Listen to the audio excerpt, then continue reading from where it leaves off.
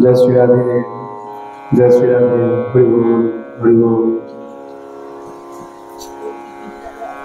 श्री गुरुदेवानंद निताय श्री श्री कृष्ण प्रेमानंद श्री श्री आनंद प्रेमानंद हरि हरि बोल। अस्मदो श्री गुरु चरण कमलेभ्यो नमः। गुरवे गौरचन्द्राय राधिकायै कृष्णाय कृष्ण भक्ताय तद्भक्ताय नमो नमः। ध्येयं सदा परिवर्धनम् अभीष्टदोषम् तीर्थास्पदं शिवविरिञ्चिनोत शरण्यम् भृत्यारतीहं प्रणतपालं भवाब्धिपोतं वन्दे महापुरुषते चरुणारविन्दम्। श्रीमद्हंसं समारम्भं शनकादिकमध्यमम् अस्मदाचार्य पर्यन्तं वन्दे गुरु परम्पराम्। ध्यानमूलं गुरुमूर्ति पूजामूलं गुरुं पदं मन्त्रमूलं गुरुवक्तृ मोक्षमूलं गुरुकृपा। वन्दे अहं श्रीगुरु श्रीयुतपदकमलं श्रीगुरो वैष्णवांश्च श्रीरूपं शक्रयातं सहगणरघुनाथान्वितं तं सजीवं साद्वैतं सावधूतं परिजनसहितं श्रीकृष्ण चैतन्य चन्द्रदेवं श्रीराधाकृष्ण पादं सहगणललिता श्रीविशाखान्वितांश्च वन्दे वृन्दावनगुरुं कृष्णं कमललोचनं वल्लभी वल्लभं देवं राधालिङ्गितो विग्रहम्। श्रीराधे विरसामिनी मैं श्री राधे तेरोदास जन्म जन्म मोहे दीजियो तेरो चरण में वास। नमो वृंदाय तुलसी देवै प्रियाय केशवस्य विष्णु भक्ति प्रदे देवी सत्यवत्यै नमो नमः। जय श्री कृष्ण चैतन्य प्रभु नित्यानंद श्री अद्वैत गदाधर श्रीवासदि गौर भक्तवृंद। जय रूप सनातन भट्ट रघुनाथ श्रीजीव गोपाल भट्ट दास रघुनाथ। এই ছয় গোসাইয়ের করি চরণ বন্দন যাহা হইতে বিঘ্ন নাশ অভীষ্ট পূরণ। বাঞ্ছা কল্পতরুভ্যশ্চ কৃপা সিন্ধুভ্যেব চ পতিতানাং পাবনেভ্যো বৈষ্ণবেভ্যো নমো নমঃ। নারায়ণং নমস্কৃত্য নরং চৈব নরোত্তমং দেবীং সরস্বতীং ব্যাসং ততো জয়মুদীরয়ে। নিগমকল্পতরুর্গলিতফলং শুকমুখাদমৃতদ্রবসংযুতং পিবত ভাগবত রসমালয়ং মুহুরসিকা ভুবিভাবুকা। হরের নাম হরের নামৈব কেবলং কলো নাস্তেভ্যো গতিরন্যথা। হরে কৃষ্ণ কৃষ্ণ কৃষ্ণ হরে হরে, হরে রাম রাম রাম হরে হরে। সকল বৈষ্ণব শ্রোতাগণের করি নমস্কার। কৃপা করে পদধূলি দিবেন মস্তকে আমার। ওম সহস্র শীর্ষা পুরুষা সহস্রাক্ষং সহস্রপাদ সভূমিং বিশ্বতো বৃত্ত্বাত্যতিষ্ঠৎ দশাঙ্গুলং। জয় জয় শ্রী রাধারমণ, জয় জয় নবল কিশোর, জয় গোপী চিত্তচর প্রভু, জয় জয় মাখন চূড়। बोलिए भक्त वत्सल भगवान की, भागवत भगवान की, राधा माधव की, निताई गौर भगवान की। प्रेम से बोलो।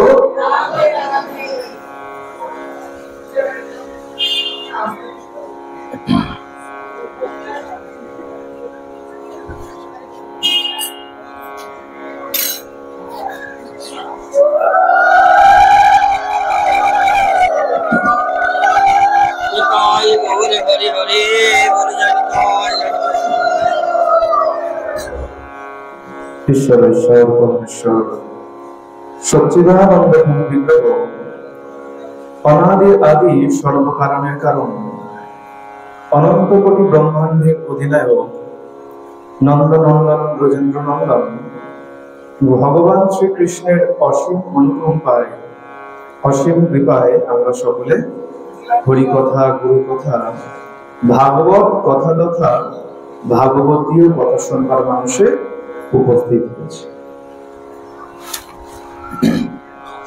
আর আমরা বলে দেখো, যেই মাসে যাক না কেন আর যেই সময় যাক না কেন সেটাই শুভ। কেন বলে, নিঃশ্বাসের বিশ্বাস নাই, যে সময়টা পেয়েছো সেটাকেই শুভক্ষণ বলে ধরে নিতে। আর তার মধ্যে এটা কোন মাস? বৈশাখ মাস। বৈশাখ মাসে এটা কোন ব্রত চলছে? কোন ব্রত চলছে?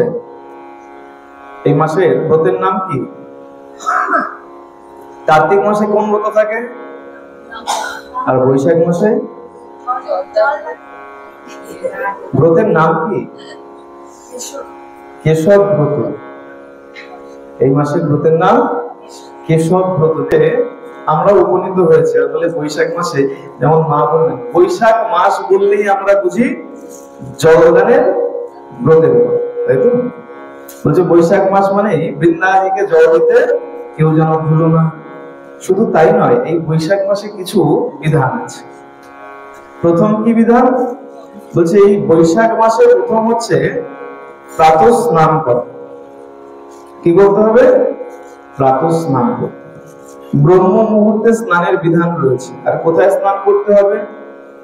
বলে দেখো, এখন তো আর কাছাকাছি পুকুর নদ নদী পাওয়া যায় না, জলাশয় পাওয়া যায় না, কিন্তু বিধান রয়েছে পুকুর নদ নদী জলাশয়ে স্নান করতে। এখন যদি না পাওয়া যায়, কিছু করার নাই, তাহলে বাড়িতে যে কল আছে তাতেই স্নান করতে হবে, যে জল তুলে রাখা হয় তাতেই স্নান করতে হবে। কিন্তু কি বলেছে? প্রাতঃ স্নান করতে। আচ্ছা, একটা এর মধ্যে বলে দিই, আমাদের কোন শাস্ত্রে কিন্তু বলা নাই যে 9টার পরে বা দুপুর 12টার সময় স্নান করো, কিন্তু আমাদের এটা এখন রুটিন হয়ে গেছে, অভ্যাস এসে দাঁড়িয়ে গেছে। বলে কখন স্নান করতে হয়? বলে দুপুর বেলা স্নান করো। যারা চাকরি করে না তাদের কথা বাদ দিন, তাদের একটা নিয়ম হয়ে গেছে গতানুগতিক, যে না সকালে উঠে স্নান করে অফিস যেতে হবে। আর তারাও যদি বাড়িতে থাকে, দেখা যায় বলে স্নান কখন? বলে দুপুরবেলা স্নান করো। আমাদের কোন শাস্ত্রে কিন্তু লেখা নেই যে দুপুরবেলা স্নান করা। কখন স্নান করার কথা বলা আছে? কোন সময়? প্রাতঃকালে, ব্রহ্ম মুহূর্তে স্নানের কথা বলা আছে। যেখানেই বলা আছে সেখানেই প্রাতঃ সময় স্নানের কথা বলা আছে। বেশ, এখন প্রাতঃ সময় স্নান করব। প্রাতঃ সময় স্নান করলাম, এটা বৈশাখ মাসের প্রথম বিধান বলা হচ্ছে। আর কি বলে? এই বৈশাখ মাস হচ্ছে দানের জন্য অতি উত্তম। এই বৈশাখ মাসে যে যত পারবে তত দান ধ্যান করবে। উপযুক্ত বৈষ্ণবকে, উপযুক্ত ব্রাহ্মণকে দান করতে বলা হয়েছে। আর যদি উপযুক্ত ব্রাহ্মণ বৈষ্ণব না পাওয়া যায়, তাহলে কোথায় দান করবো? হতে পারতো সামনাসামনি আমি কোনো বৈষ্ণব দেখতে পাচ্ছি না, বা কোনো উপযুক্ত ব্রাহ্মণ পাচ্ছি না, বা যাকে দেখছি মন থেকে চাইছি না তাকে দান করতে। হয়তো অনেক সময় বিচার করি না, বলে ব্রাহ্মণ যেরকমই হোক না কেন, সে শ্রদ্ধার জন্য। শাস্ত্রে এতটুকু পর্যন্ত বলা আছে, ব্রাহ্মণ যেমনই হোক না কেন, সে শ্রদ্ধা সম্মানের জন্য। আচ্ছা, মন যদি না মানে? বলে বেশ, যদি মন না মানে তাহলে কোথায় দান করবে? যে কোনো মঠ মন্দিরে চলে যাও, মন্দিরে গিয়ে দান করবে। যে দক্ষিণা, যে দ্রব্য তুমি দান করতে চাইছো, উপযুক্ত তুমি পাত্র না পেলে মন্দিরে গিয়ে মন্দিরে দান। বলে দান কি করা যায়? দান বলতে আমরা একটাই জিনিস বুঝি, কি বলে? অর্থ দিয়ে দাও। দান শব্দের অর্থই আমরা বুঝি অর্থ দিয়ে দাও। বলে অর্থ শুধু নয়, আর কি দেওয়া যায়? বলে অর্থের থেকে উত্তম হচ্ছে যদি খাদ্যদ্রব্য দান করা যায়। দেখবেন এই চলটা খুব বেশি আছে নন বেঙ্গলি, যাদের মারোয়াড়ি বলা হয়। দেখবেন তারা যখন দান করে, অর্থ দান করে না, আগে তারা কি করে? খাদ্যদ্রব্য দান। দেখবেন তাদের বড় বড় ভান্ডারা হয়, আর সেখানে সব খাবার বিলি করছে। বলছে দান এটাই। তাহলে অর্থের থেকে উপযুক্ত দান হচ্ছে খাদ্যদ্রব্য দান। আর কি বলে? এই মাসে আরো অনেক কিছু দান করা যায়, যেমন বস্ত্র দান করা যায়, ছত্র দান করা যায়, বাড়ি পাত্র। বাড়ি পাত্র বলতে যে পাত্রে জল খাওয়া হয়, সেটা মৃত্তিকারও হতে পারে, আর সেটা অন্য কোনো ধাতুর নির্মিত হতে পারে। আর কি দান করা যায়? এই মাসে আরো দানের মধ্যে রয়েছে মধু দান করা যায়, ঘৃত দান করা যায়। এই মাসে এইসব উত্তম বস্তু বলা হয়েছে। আর সব থেকে শ্রেষ্ঠ, এর মধ্যে আরো উত্তম নাম কি? যদি কেউ তিল দান করে থাকে। এটা শুধু এই মাসের জন্য নয়, হ্যাঁ, যখনই দান করবেন, বলছে তিল দান সর্ব উত্তম দান। তিলকে সব থেকে উত্তম বলে মানা হয়েছে। এইগুলো, এই বিধানগুলো মানা হচ্ছে। তার কি বলে? প্রাতঃ স্নান করলাম, দান ধ্যান তো সব করবো। আর মা যেই মাত্র প্রথমে বললো বলে এই এক বৈশাখ মাস বললেই আমরা বুঝি কি বুঝে নেই, তুলসীতে জল দান। সকালবেলা আর মনে রাখবেন, তুলসী গাছকে কখনো স্পর্শ করা, বৃন্দাজিকে কখনো স্পর্শ করুন বা জল দিন যাই করুন না কেন, অস্নাত অবস্থায় স্নান না করে, অস্নাত শব্দের অর্থ স্নান না করে কখনো বৃন্দাজিকে স্পর্শ করতে নাই। জল দেওয়া তো অনেক দূরের কথা, স্নান না করে কখনো বৃন্দাজিকে স্পর্শ করতে নেই। তো যখনই জল দান করবেন অবশ্যই স্নান করে তারপরে জল দান করবেন। আর কখন বলেছে যদি ব্রহ্ম মুহূর্তে স্নান করে জল দান করতে পারো তার পুণ্য আরো বেশি। আর বলে জল দান করবো, বেশ, জল দান করলে কিছু কিছু মন্ত্র আছে, সবকিছুই বলে না পারলে তখন হরিনাম মহামন্ত্র। আমাদের একটাই শেষ গতি, যদি কিছু না পারো তাহলে হরিনাম নিয়ে পড়ো, তাতে সব বাধা দূর হয়ে যায়। আচ্ছা, সেটা তো নয়, আমাদের শেষে পথ যদি না পারি তখন সেটা, যদি পারা যায় কিছু মন্ত্র থাকে, যদি সম্ভব হয় সেই মন্ত্র বলে সেই বিধান করতে হয়। যেমন জলদান যদি করতে হয় তাহলে তার জন্য খুব সুন্দর সহজ মন্ত্র আছে। যদি কেউ একদিন দুদিন অভ্যাস করেন, দেখবেন তৃতীয় দিন আপনাকে আর দেখতে হচ্ছে না বা কোনো বাধা পেতে হচ্ছে।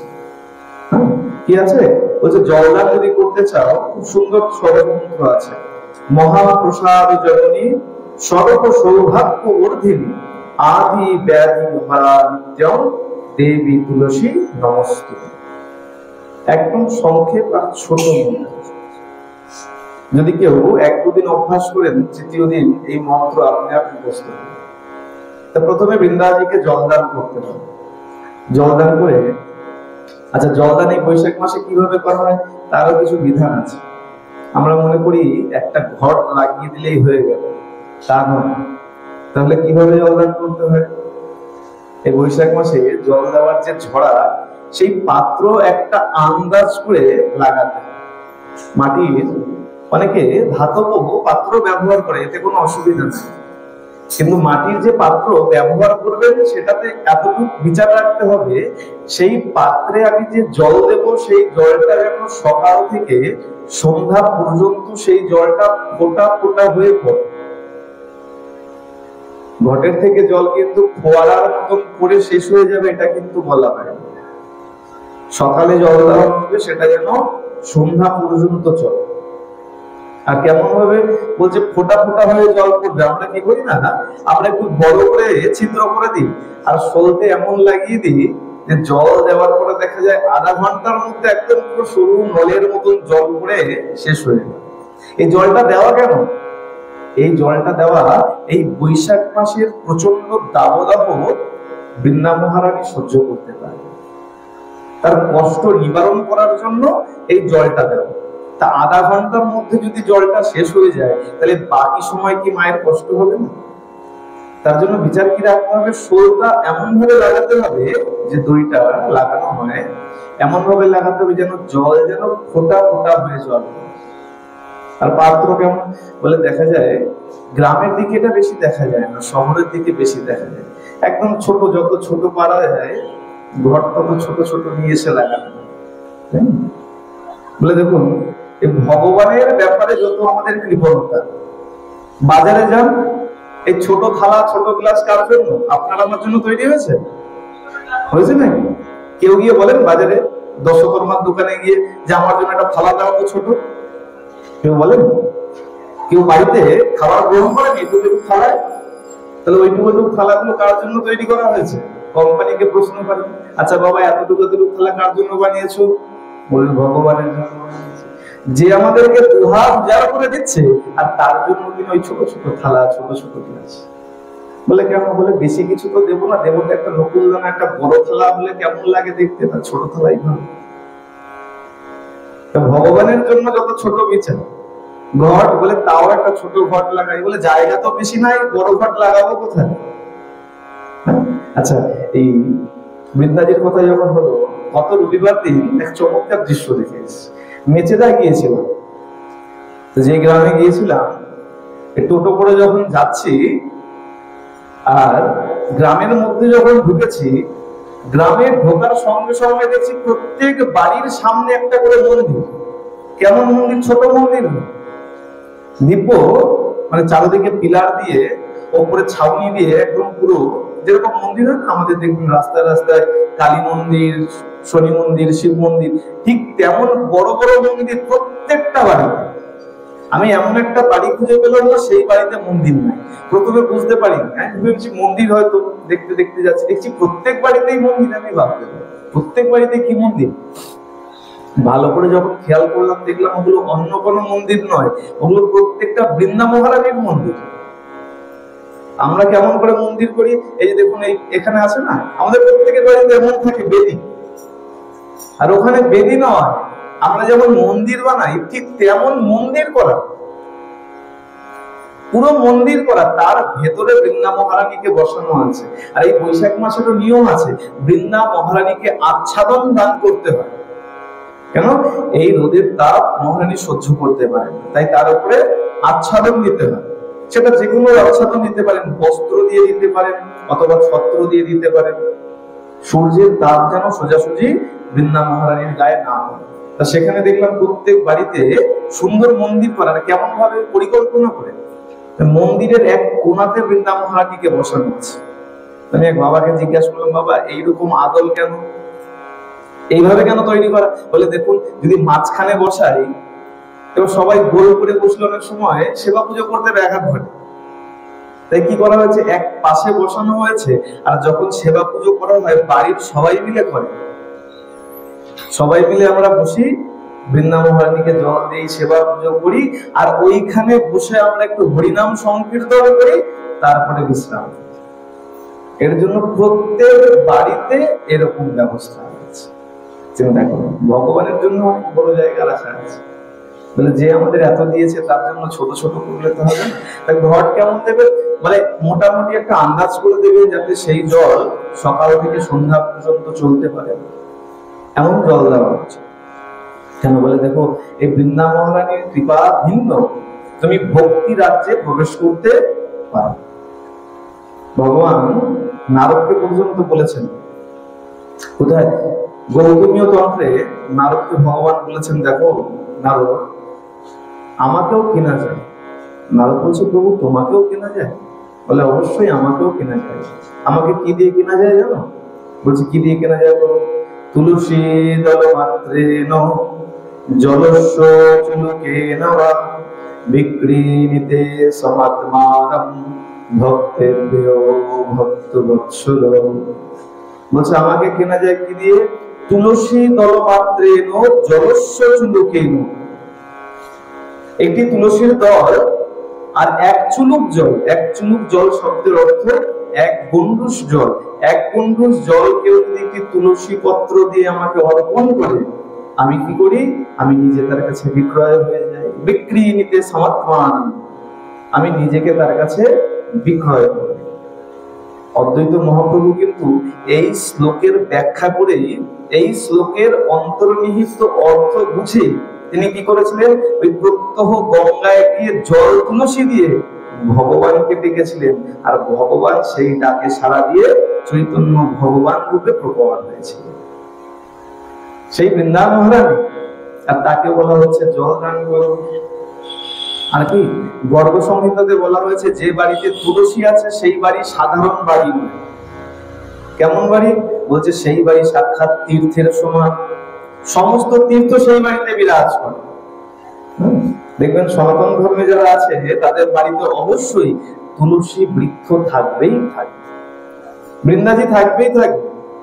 বাড়িতে ঢুকতেই অবশ্যই বৃন্দাজি সেখানে প্রতিষ্ঠিত আছে। বলে বৃন্দাজি যে বাড়িতে আছে সে বাড়িতে রোগ ব্যাধি থাকে না। যদি আয়ুর্বেদ শাস্ত্র দেখা যায়, সেখানে বলা হচ্ছে যে বাড়িতে তুলসী বৃক্ষ আছে সেই বাড়িতে কোনো রোগ ব্যাধি ঢোকার ক্ষমতা। এর আরো প্রমাণ কোথায়? আরো প্রমাণ দেখুন, সবাই আমরা জানি, যখন কেউ মারা যায় তার সেই দেহটাকে কোথায় রাখা হয়? তুলসী গাছের তলায়। বলে বাবা এত বড় বড় গাছ আছে, এই বট গাছ আছে, আম গাছ আছে, তার তলায় ছেড়ে দিয়ে কেন তুলসী গাছের তলায় রাখা হয়? বিজ্ঞান বলছে তুলসী গাছ অধিক মাত্রায় অক্সিজেন প্রদান, আর এত পরিমাণ অক্সিজেন প্রদান করতে পারে রোগ জীবাণু সেখানে আসতে বাধা। আর মারা গেলে কি হয়, এই দেহটা তো অচল হয়ে যায়, আর সেখানে রোগ জীবাণু বাসা বাঁধার জন্য ছুটে আসতে থাকে। এ কারণে সেই শরীরটিকে এই তুলসী মহারানীর নিচে শায়িত করে রাখা। দেখবেন চোখে তুলসী পত্র দিয়ে দেওয়া হয়। সেই তুলসী মহারানীকে নিত্য সেবা পূজা করতে হবে। বলে শুধু জল দেবে না, সকালবেলা উঠে প্রাতঃ স্নান করে বৃন্দা মহারানীকে জল দিতে বলা হয়। আর জল দেওয়ার পরে কি বলে, জল দেওয়ার পরে অবশ্যই যদি সম্ভব হয় আরতি প্রদর্শন করবে। তবে হ্যাঁ, এখন ব্যস্ত জীবন তো আমাদের, বলে বাবা এত কিছু করলে সংসার করবো কখন? যার যতটা সম্ভব সংসারের থেকে ধর্ম করতে হবে, ধর্ম ছেড়ে দিয়ে সংসার করলে কোনো কাজ হবে না। কি বলছেন, বলছে প্রথমে জল দিতে হবে, জল দিয়ে পারলে পরে আরতি প্রদর্শন করবে, আর তারপরে অবশ্যই বৃন্দাজিকে পরিক্রমা করতে কিন্তু ভুলবে না। বৃন্দাজিকে পরিক্রমা করতে, সেটারও সুন্দর মন্ত্র। যদি পরিক্রমার মন্ত্র নিশ্চয়ই সবাই জানেন, এখানে দেখেছি পরিক্রমা হয়। পরিক্রমা যখন হয় নিশ্চয়ই মন্ত্র সবার জানা আছে, জানা আছে তো? আছে আমার জানা সবার? আমি এখানে দেখেছি, এখানে দুই একদিন যখন এসেছি, এখানে খুব সুন্দর পরিক্রমা, খুব সুন্দর বিধি। আচ্ছা, মন্ত্র দিয়ে হয়। কি মন্ত্র বলবো? সবাই শুনবেন? সবার ইচ্ছা আছে? তাহলে প্রেম সে বলো। বলিস এত জোরে বললে কি করে হবে? সবাই মিলে একসঙ্গে প্রেম সে বলো। মন্ত্র খুব সুন্দর, আর বেশি না একবার দুবার একই জিনিস, একবার দুবার যদি পড়ে নেন আপনাকে আর জীবনে পড়তে হবে। কি আছে? জানি কানি চ পাপানি ব্রহ্ম হত্যাদি কানি চ তানি তানি প্রণশ্যন্তি প্রদক্ষিণাম অদেবানি। আচ্ছা, এই মন্ত্রের একটু ফেরবদল আছে। এই মন্ত্রটাকে আবার আরেকটু অন্যভাবে বলা, জানি কানি চ পাপানি জন্ম জন্মান্তরে নিচ। দুটো শব্দের দুটো মানে আছে। একটাতে বলা হচ্ছে ব্রহ্ম হত্যার পাপ পর্যন্ত তুমি আমাকে ধৌত করে দাও, আর একটাতে বলা হচ্ছে আমার জন্ম জন্মান্তরের যত পাপ সব পাপ তুমি ধৌত করে দাও। কোন বৈষ্ণব আচার্য তাদের বিচার অনুযায়ী এই মন্ত্রের একটু ফেরবদল করেছেন, তবে কে করেছেন এটা জানা নাই। দুটো মন্ত্রই জানা আছে তাই বললাম। অনেক জায়গায় ব্রহ্ম হত্যাদি কানিচ বলা হয়, আর অনেক জায়গায় বলা হয় জন্ম জন্মান্তর নিচ। যার যেটা সুবিধা হবে সে সেই মন্ত্র বলবেন। আর যদি কারো মনে হয় যে না এত কঠিন মন্ত্র উচ্চারণ করা সম্ভব নয়, দরকার নাই মন্ত্র, হরিনাম করবেন আর বৃন্দা মহারানীকে প্রদক্ষিণ করবেন, এমনি তিনি ভক্তির জাগরণ করে দেবেন। বলিয়ে বৃন্দা মহারানী কি। ভক্তি চাইলেই, ভক্তি থাকলেই মনে সব সম্ভব।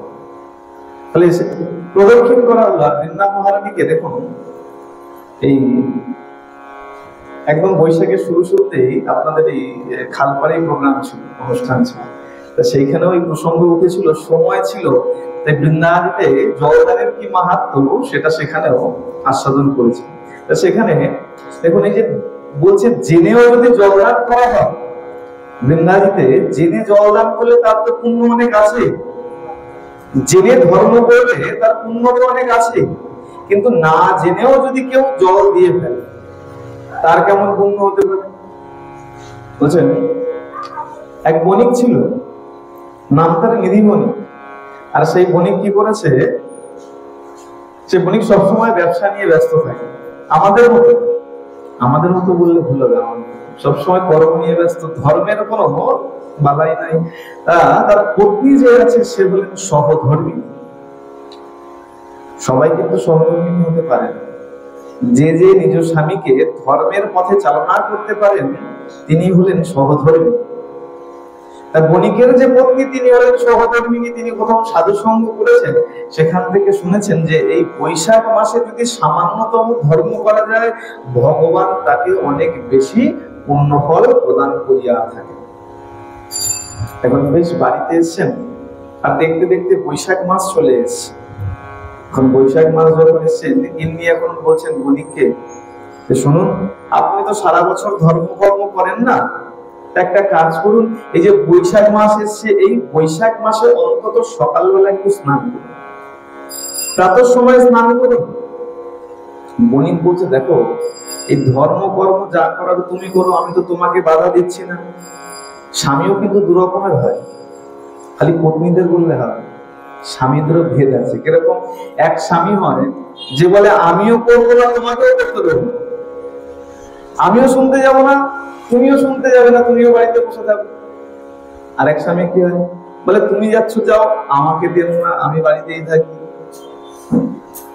এই বণিক কেমন? এই বণিক বলছে, দেখো তুমি যা করছো করো, আমাকে দেবো, এর মধ্যে আমাকে জড়িয়ে। তুমি স্নান করছো করো, আমি তো তোমাকে বাধা দিচ্ছি। আচ্ছা বেশ, আপনাকে স্নান করতে হবে না, যখন পারেন স্নান করুন, স্নান করে একটু বৃন্দাবনে জল দিন। বলে, দেখো আমার টাকার চিন্তায় ঘুম আসে না, আর আমি যাবো বৃন্দাবনে জল দেওয়ার জন্য?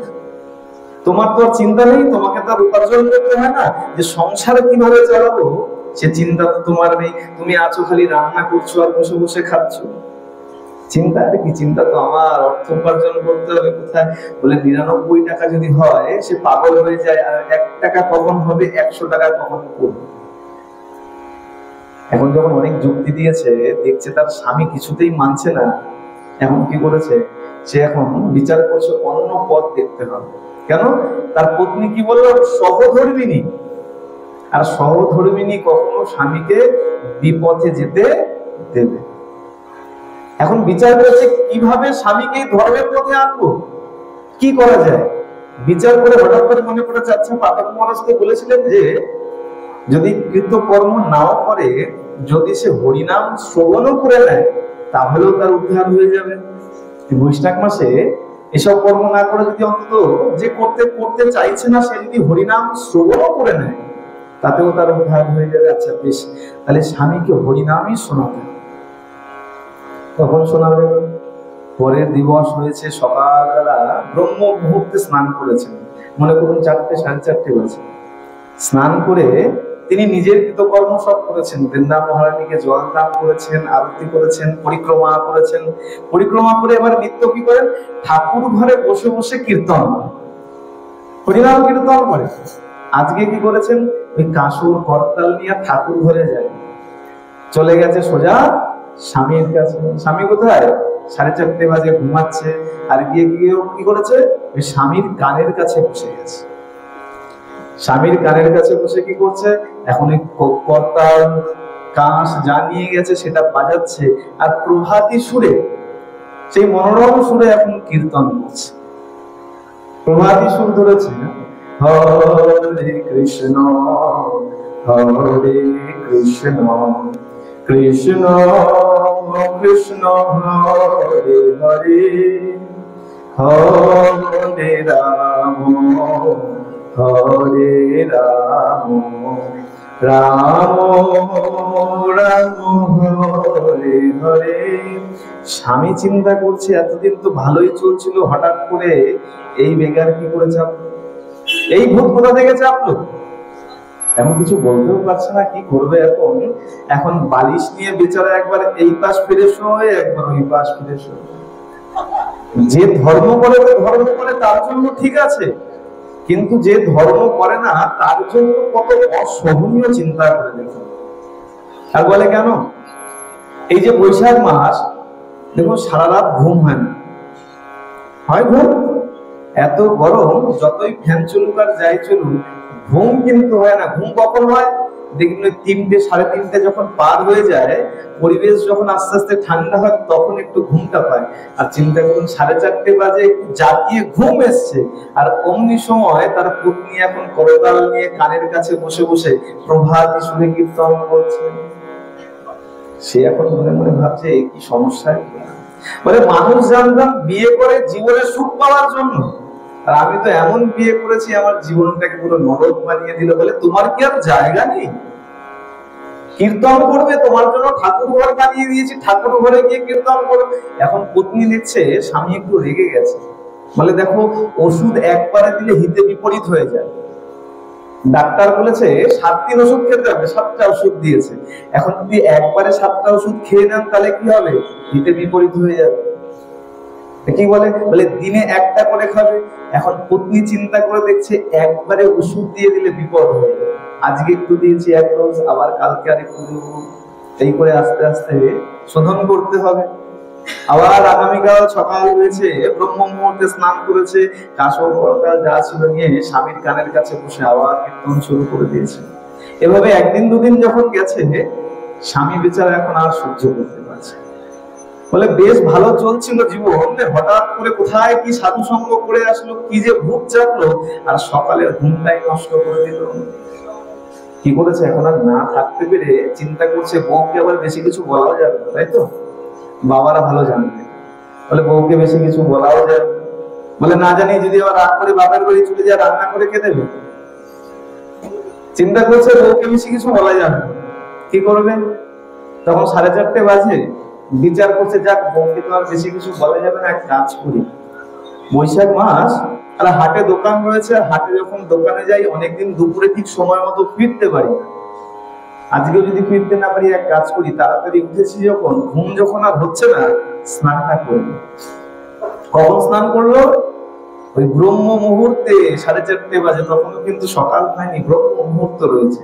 ওই পত্নীর পাল্লার করে, সহধর্মিনীর পাল্লার করে তার স্নান হয়ে গেল। এখন রাগে গজগজ করতে করতে গেছে, তো করো করো কীর্তন করো, আমি যাই স্নান করে আসি, এই খাটেরই বসে তুমি কীর্তন করো।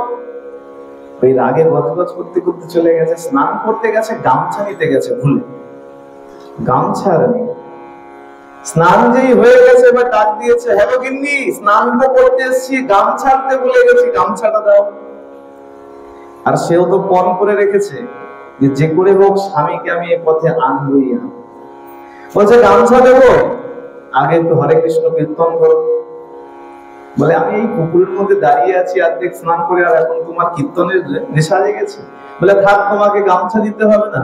বণিক কি করেছে, নিজেই ঘরে চলে গেছে দৌড়াতে। আর তার আগে গিন্নি তো হাতে গামছা নিয়ে দাঁড়িয়েছিল যে কীর্তন করলেই যাবো, গিয়ে দিয়ে আসবো। এখন ঘরে ঢুকে যখন গামছা পায়নি, কি করেছে, হাতের কাছে একটা নতুন গামছা পেয়েছে, সেই নতুন গামছা নিয়ে চলে গেছে। আর গিন্নি দেখছে এত বড় বিপদ, নতুন গামছা নিয়ে গেছে, তা দিয়ে তারা বুঝতে পারবে না, হিতে আরো বিপরীত হয়ে যাবে, আরো যদি রেগে যায় না জানি কি করে বুঝবে। পুরোনো গামছা নিয়ে ছুটতে ছুটতে গেছে স্বামীর পিছন পিছন, বলে আরে আরে করেন কি, ওইটা দিন, এই পুরোনো গামছাটা নিন, এই যে গামছা নিন। বণিক বিচার করে দেখছে নতুন গামছা যখন নিয়ে এসেছি, আজ না হোক কাল তো ব্যবহার করবো, এক কাজ করি ধুয়ে মেলে দেই। কি করেছে, ধুয়ে দড়িতে মেলে দিয়েছে।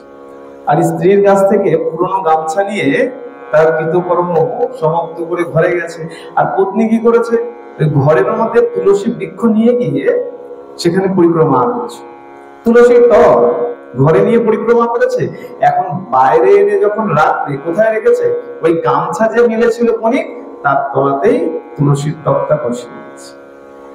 আর কি হয়েছে, এই গামছা থেকে চুয়ে চুয়ে ফোঁটা ফোঁটা করে ওই জল তুলসীর তলের মধ্যে। তবে মনে রাখতে হবে, অনেক সময় অনেক কাহিনী বলতেও আমাদের ভয় লাগে, কারণ কি আমাদের মধ্যে একটা অনেক ভালো গুণ আছে, যেই জায়গাটা মনে ধরে যায় তার আগে আর পরে কি হলো সেগুলো আর মনে রাখি, এটা একটু মনে রাখতে হবে। এখানে গামছা ব্যবহার করলো, সেই গামছাটা কেমন গামছা, নতুন গামছা। আর মনে রাখবেন, কখনো বৃন্দাজি বাড়িতে যেখানে থাকবে সেখানে কখনো কোনো কাপড় মেলতে নাই। আমাদের পরার যে বস্ত্র, সেই কাপড়ের ছায়া যেন বৃন্দাজির উপরে না পড়ে।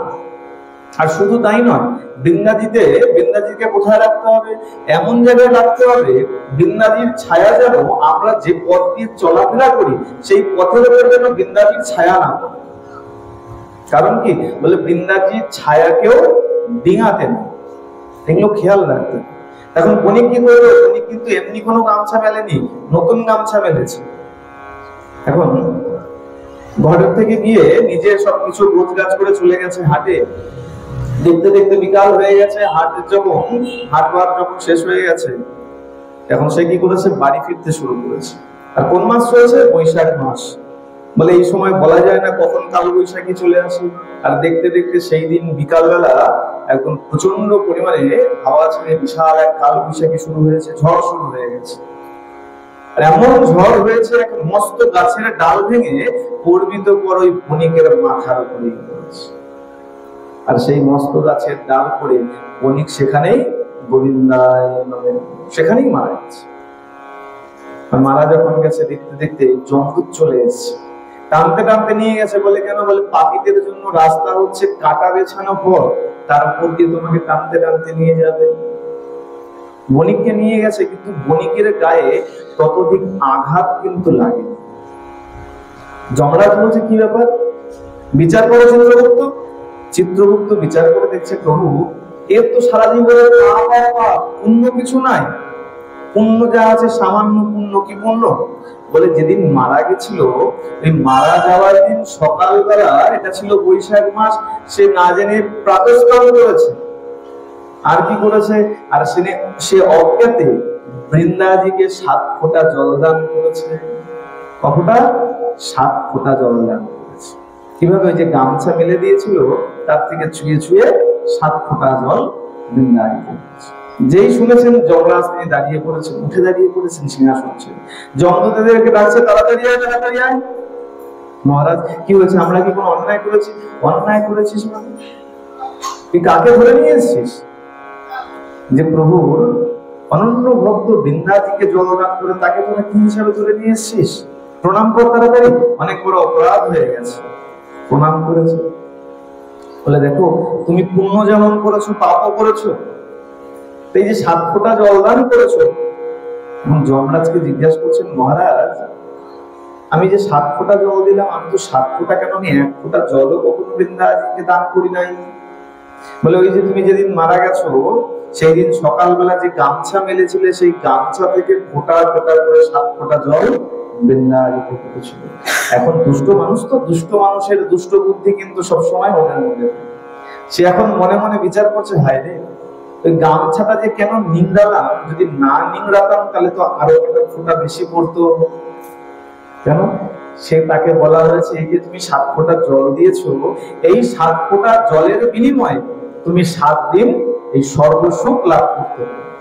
এবার বলো তুমি কোনটা আগে দেবে? 7 দিনের সুখ আগে দেবে, নাকি তোমার এই অনন্ত কোটি নরক যন্ত্রণা আগে ভোগ করবে? সে ব্যক্তি বিচার করছে যে অনন্ত কোটি নরক যন্ত্রণা যদি ভোগ করি, সেই নরক যন্ত্রণা ভোগ করতে করতে আমার গতি যে কি হবে তার কোনো বিচার নেই। তারপরে যদি সুখ ভোগ করতে না পারি, না মহারাজ এক কাজ করুন, সুখ ভোগ আমি আগে করবো, ওই 7 দিন আমি আগে সুখ নেব, তারপরে এসে দুঃখ ভোগ করবো। আচ্ছা বেশ যাও। তাকে কি করেছে? স্বর্গে ছেড়ে দিয়ে চলেছে। মনে রেখো 7 দিন আয়ু আছে, এই 7 দিন পরে কিন্তু তোমাকে নিয়ে যাবে। যমদূত ছেড়ে গেছে। আর সেই বণিক কি করেছে? সেই স্বর্গে গিয়ে এখন স্বর্গবাসী যাকেই দেখে তাকেই বলে কি, বাবা একটা গামছা হবে। যাকেই দেখে তাকেই জিজ্ঞাসা করে একটা গামছা হবে। এখন এক স্বর্গবাসী বাবার মনে প্রশ্ন হয়েছে, আরে বাবা তুমি যাকেই দেখছো তাকেই বলছো গামছা হবে, গামছা হবে, কি ব্যাপার বলো তো? গামছা দিয়ে তুমি কি করবে? বলে না একটু বৃন্দাজিকে জল দান করবে। বলে হায় হায় হায়, বৃন্দাজিকে জল দেবে? গামছা দিয়ে কেউ জল দেয়? জল তো দিতে হয় পাত্র দিয়ে। বলে বাবু এত বিচার করার সময় আমার কাছে নেই। সে ব্যক্তি তো ধর্মকর্ম করেনি, সে জানে না সে কি বিচার করেছে। ওই গামছা থেকে জল পড়েছিল, সে মনে মনে ভেবে দিয়েছে গামছা দিয়ে বৃন্দাজিকে জল দান করতে হবে। বলে এত বিচারের সময় নেই, আমার হাতে সময় 7 দিন, যা হোক কিছু একটা দাও। একটা পাত্র দিয়েছে, পাত্র দিয়ে এখন জল দিচ্ছেন, প্রত্যহ জল দিচ্ছেন কাকে? বৃন্দা মহারানীকে। আর প্রদক্ষিণ করছেন। দেখতে দেখতে 7টা দিন কেটে গেছে। যমদূত চলে এসেছে, চলো বাবা তোমার 7 দিন সমাপ্ত হয়ে গেছে, এবার তুমি নরক যন্ত্রণা ভোগ করবে। তাকে যখন নিয়ে গেছে, যমরাজ বলছে বিচার করো, একে আগে কি শাস্তি দেওয়া হবে। চিত্রগুপ্ত খাতা খুলে দেখছে, শাস্তি তো দেব মহারাজ, এই যে 7 দিন গেছিল স্বর্গে থাকার জন্য, এই 7 দিন থেকে সেখানে বৃন্দা মহারানীকে এমন জলদান করেছে, এখন 7 বছর শিবলোকে থাকার পুণ্য অর্জন করে নিয়েছে। এত পুণ্য পেয়েছে, 7 বছর এখন শিবলোকে থাকতে পারে। বলে আচ্ছা বেশ, তাই এ তো পুণ্যই আগে নেবে, যাও একে শিবলোকে ছেড়ে দিয়েছো। শিবলোকে ছেড়ে দিয়েছে। ওই 7 বছর শিবলোকে থেকে কি করেছে? ওই 7 বছর ধরেই বৃন্দা মহারানীকে জল দিয়েছেন আর পরিক্রমা করেছেন, সাধুগুরু বৈষ্ণবের সঙ্গ করেছেন, আর তার মনের ময়লা আস্তে আস্তে সমাপ্ত হয়েছে। মনে আর পবিত্র হয়ে গেছে, মনে আর কোনো ময়লা নেই। কেন? বলে সাধু সঙ্গ করলে সাধুর কি গুণ? বলছে সাধুকে দর্শন করলেই মনের ময়লা ধুত হয়ে যায়, আর সাধুকে স্পর্শ করলে দেহ পবিত্র হয়। আর সে কি করেছে? যমরাজকে দর্শন করেছে। যমরাজ হলেন একজন বৈষ্ণব, ভাগবতের দ্বাদশ ভাগবতের মধ্যে তিনি হলেন অন্যতম। তাকে দর্শন করেছে, মনের ময়লা সব ধৌত হয়ে গেছে। 7 বছর তুলসী বৃক্ষে জলদান করেছেন, 7 বছর সমাপ্ত, যমদূত এসে গেছে। চলো বাবা, 7 বছর শেষ, এইবার তোমাকে পাপের রাজ্যে যেতে হবে, চলো। নিয়ে গিয়ে চিত্রগুপ্তকে যখন যমরাজ আবার বলেছেন, খাতা খুলে দেখছে পুণ্য আরো বেড়ে গেছে। 7 দিন পুণ্য করে 7 বছরের পরমায়ু পেয়েছিল, সুখভোগ করেছে। এখন মহারাজ এমন বৃন্দাজিকে জয়গান করেছে, সাধুগুরু বৈষ্ণবের সঙ্গ করেছে, এ এখন 14 বছর পর্যন্ত এখন ব্রহ্মলোকে বাস করতে পারবে। বলে কিছু তো করার নেই, এ তো পুণ্যই আগে নেবে, জিজ্ঞাসা করার প্রয়োজন নেই, যা একে গিয়ে ব্রহ্মলোকে ছেড়ে দিয়ে নিয়ে চলে গেছে, ব্রহ্মলোকে ছেড়ে দিয়েছেন। আর দেখুন এই যে বৃন্দাজির কৃপায় 7 দিন থেকে 7 বছর, আর 7 বছর থেকে 14 বছর বৃন্দাজিতে জলদান করতে করতে বৃন্দাজির কৃপায় তার মধ্যে ভক্তির জাগরণ হয়েছে। সাধুগুরু বৈষ্ণবের কৃপায়, বৃন্দা মহারানীর কৃপায় তার মধ্যে ভক্তির জাগরণ হয়েছে। আর কেমন ভক্তি!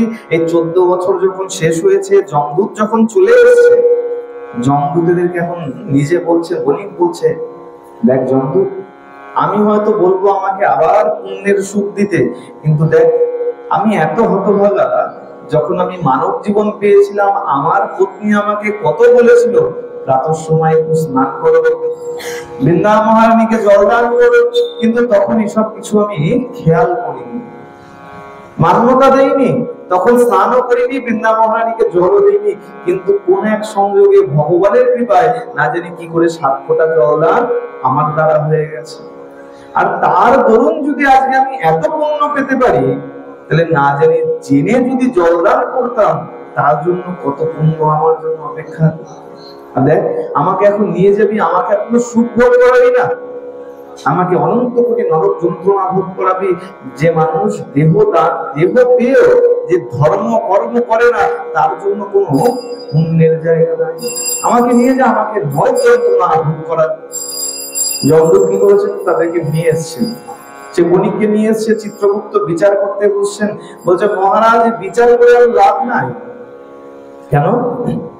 এর যে পাপের খাতা ছিল, এই পাপের খাতা শূন্য হয়ে গেছে, আর এই যে পুণ্যের খাতা, সেই পুণ্যের খাতা পূর্ণ হয়ে গেছে, ভরে গেছে পুণ্যে। বলে কেমন পুণ্য? পুণ্য ফল কি দেবে? বলে মহারাজ সেটা তো আর বিচার করে পারছি না। এতক্ষণ পুণ্যের বিচার করতে পেরেছিলাম, শিবলোক থেকে ব্রহ্মলোক, কিন্তু এখন আর কি পুণ্যের ফল দেব সেটা আমি বিচার করতে পারছি না, আপনি বিচার করুন। যমরাজও বিচার করতে পারছেন না, চিন্তা করছেন কেমন পুণ্যের ফল দেব। যখন তারা চিন্তা করতে ব্যস্ত, তখন দেখা যাচ্ছে সাক্ষাৎ ভগবান নিজের সে রথ নিয়ে জমালয়ের কাছে চলে এসেছে। ভগবান সাক্ষাৎ রাখছেন, বলি তুমি যা পুণ্য করেছো, বৃন্দা মহারানীকে এখন জলদান করেছো, তোমার যা পুণ্য অর্জন হয়েছে তাতে তোমার স্থান এখন আর জমালয়ে নয়, তুমি চলে এসো আমার সাথে, আমার রথে করে তুমি বৈকুণ্ঠে, সেখানে গিয়ে তুমি স্থান নেবে, চলো। সাক্ষাৎ ভগবান চলে আসলেন সেই বণিককে নিয়ে বৈকুণ্ঠে যাওয়া। কেন? বলে না জেনে 7 ফোঁটা জল দিয়েছিল, তার পুণ্যে আস্তে আস্তে সে কোথায়? স্বর্গ থেকে শিবলোক, শিবলোক থেকে ব্রহ্মলোক, আর ব্রহ্মলোক থেকে সে পুরো বৈকুণ্ঠে তার গতি হয়ে গেল। এই কারণে বলা হয় বৃন্দাজিতে জল দিতে কেউ ভুলো না। না জেনে জল দিলে যদি এত পুণ্য হতে পারে, জেনে যদি কেউ জলদান করে তাহলে তার পুণ্য কত হতে পারে সেটা বলার আর অপেক্ষা রাখে না। বলিয়ে বৃন্দা মহারানী কি, ভক্তি মহারানী কি। বৃন্দা মহারানীকে প্রভু জলদান করবে, আর অস্নাত অবস্থায় কখনো জলদান করিবেন। একাদশীর দিন জলদান করিতে নেই, আর রবিবার দিন বৃন্দাজিতে জলদান করিতে নেই। তবে এই বৈশাখ মাস বিশেষ মাস, এই বৈশাখ মাসে আপনি পুরো মাস ভর জলদান করতে পারেন। আর বৈশাখ মাস ব্যতীত অন্য কোন সময় একাদশী অথবা রবিবার জলদান করিতে নেই, এগুলো মনে রাখবেন। হ্যাঁ, আর তুলসী যখন চয়ন করবেন, হ্যাঁ, তুলসী চয়নের অনেক মন্ত্র আছে। তুলসী যখন চয়ন করবেন একটু মনে রাখবেন, কারণ কি আমরা সবাই বাড়িতে পুজো দিই তো, তুলসীর পত্র যখন ভাঙতে হয়, তুলসীর পত্র কিন্তু পুরো একদম গাছের থেকে কিন্তু তুলে নিতে নেয়, গাছের সঙ্গে যেন কিছুটা গোটা লেগে থাকে সেভাবে অর্ধেক অর্ধেক করে ভেঙে তুলসী পত্র তুলতে হয়। তুলসী পত্র কখনো পুরো তুলে নিতেন, যে বোটাটা থাকে পাতার সাথে কাণ্ডের মধ্যে যে বোটাটা লেগে থাকে সেটাকে অর্ধেক ভেঙে তুলতেন। আর ভগবানের সব থেকে প্রিয় হচ্ছে মঞ্জুরি। ভগবানকে যদি কেউ এই বৈশাখ মাসে গঙ্গার জল আর মঞ্জুরি প্রদান করেন, ভগবান বলছেন আমি তার পিতৃপুরুষগণকে উদ্ধার করে। যদি কেউ মঞ্জুরি দান করেন, মঞ্জুরি তোলারও নিয়ম আছে, শুধু মঞ্জুরির ওপরে ফুলটা তুলতে নাই, মঞ্জুরির সাথে যেন দুটো তুলসী পত্র অবশ্যই থাকে। তুলসী মঞ্জুরি অবশ্যই দুটো তুলসী পাতার সহযোগে তারপর তুলতে হবে। আর আরেকটা ছোট কথা বলে দিই, এই যে আচ্ছাদন দান করতে হয়, এক জায়গায় এক মা প্রশ্ন করেছিল, বাবা আমার তার বাড়িতে অনেক তুলসী গাছ আছে, ছাদ ভর্তি নাকি তুলসী গাছ, টব ভর্তি, বলছে এত তো আচ্ছাদন করা সম্ভব নয়, সেক্ষেত্রে কি করতে হয়, সেবায় যেটা, যে গাছে আমরা সেবা করি, যে মহারানীকে আমরা সেবা দেই, সে নির্দিষ্ট বৃক্ষকে যদি আচ্ছাদন করে দেন সেখানেই তার কাজ হবে, আলাদা আলাদা ভাবে করার প্রয়োজন। এইভাবে এই বৈশাখ মাসে আর যাই করুন আর না করুন, দান করুন না করুন, প্রাতঃ স্নান করুন না করুন, যখনই স্নান করুন না কেন, বৃন্দাজিকে জল দান করতে কিন্তু কেউ ভুলবেন না। এই কথা মনে রাখবেন, কারণ কি একটা আমাদের খামতি আছে, আমরা কি করি বাড়িতে যখন দেখি কারোর পুজো দেওয়া হয়ে গেছে, আমাদের মনটা খুব আনন্দে ভরে যায়, যাক বাবা পুজো দিয়েছে, একটা ঝামেলা গেছে, আমাকে আর পুজো দিতে হবে, তাই না? এই জল দেওয়া হয়ে গেছে, যাক ভালো হয়েছে, আমাকে আর জল দিতে হবে না, এই বিচার করবেন না। ভোগ দিতে না হতে পারে, স্নান করে গোবিন্দের চরণে ফুল তুলসী দিতে হয়, আর অবশ্যই সবাই বৃন্দাজিতে জল দান করবেন। ঘট ভর্তি থাকলেও যার যেমন পরিমাণ হয় তেমন জল দান করবেন। তাহলে এখানেই এই ভাগবতীয় কথার বিশ্রাম দিচ্ছি। শ্রী গুরু প্রেমানন্দে শ্রী শ্রী স্বামী কৃষ্ণ প্রেমানন্দে শ্রী শ্রী রাম প্রেমানন্দে।